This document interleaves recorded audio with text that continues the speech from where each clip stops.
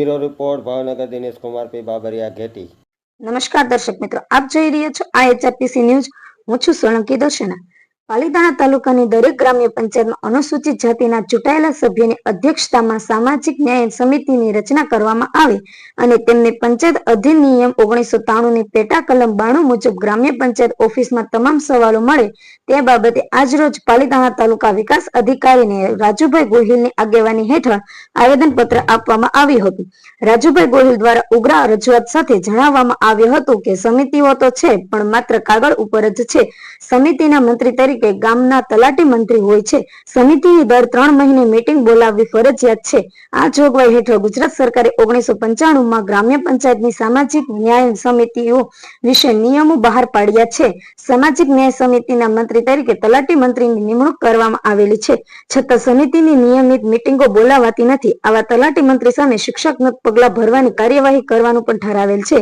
વધુમાં વધુ શ્રી ગોહિલે જણાવ્યું હતું કે અમે પાલીતાણા તાલુકાના જુદા જુદા ગામોમાં સામાજિક ન્યાય સમિતિની જોગવાઈનો કેટલો અમલ થાય છે તે તપાસ માટે જે તે ગામોની રૂબરૂ મુલાકાતો કરેલી છે અને આ બાબતે અમે માહિતી મેળવેલ છે કે જેમાં મોટાભાગના ગામોમાં સામાજિક ન્યાય સમિતિની રચના અંગેની આ કાયદાકીય જોગવાઈનો અમલ સંપૂર્ણ રીતે થતો નથી, જે છે તે માત્ર કાગળ પર જ છે। વધુમાં વધુ શ્રી ગોહિલે આક્રોશ સાથે જણાવ્યું હતું કે જોગવાઈનો અમલ કરવામાં નિષ્ફળ જનાર ગ્રામ્ય પંચાયતના સુપરસીડ કરવામાં આવે તેવું અનંત જણાવ્યું હતું।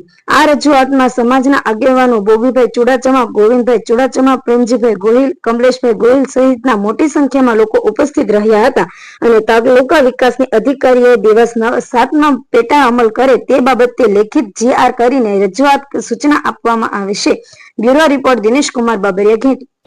અનુસૂચિત જાતિના લોકો આજે રજૂઆત કરવા આવ્યા છે, તો આપણે રાજુભાઈ શા બાબતે આપણે આવેદનપત્ર આપવાનું છે?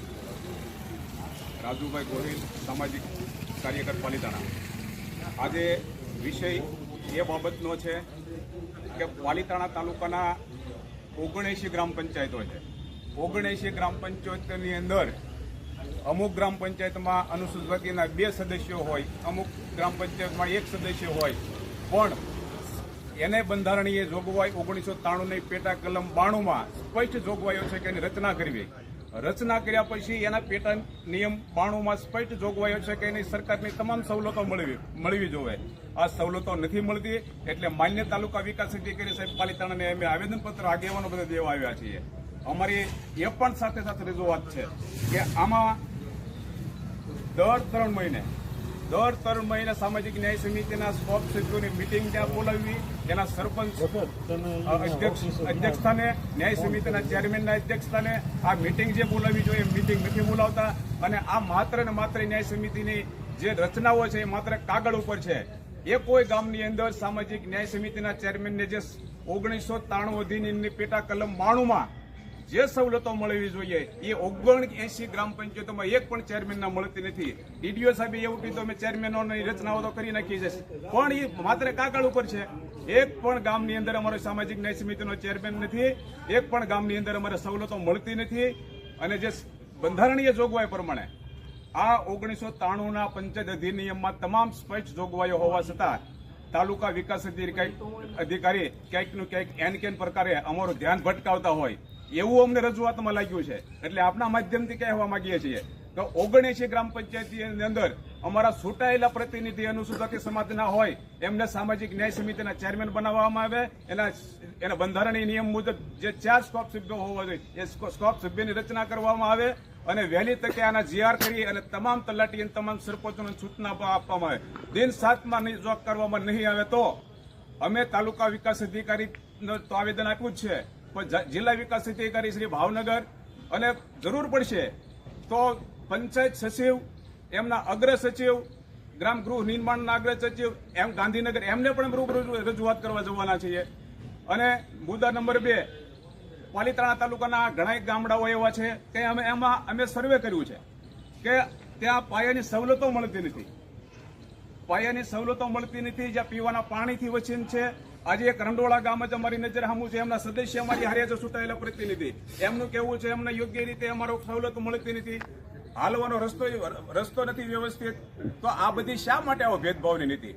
આ જે બંધારણીય જોગવાઈ પ્રમાણે અમે આવેદનપત્ર દેવા આવ્યા છીએ. આ અમારી હૈયા વરાળ છે કે અમારા ન્યાય સમિતિના ચેરમેનો છે એ માત્ર કાગળ ઉપર શા માટે એને સરકારશ્રીની જે સવલતો મળવી જોઈએ એ મળતી નથી.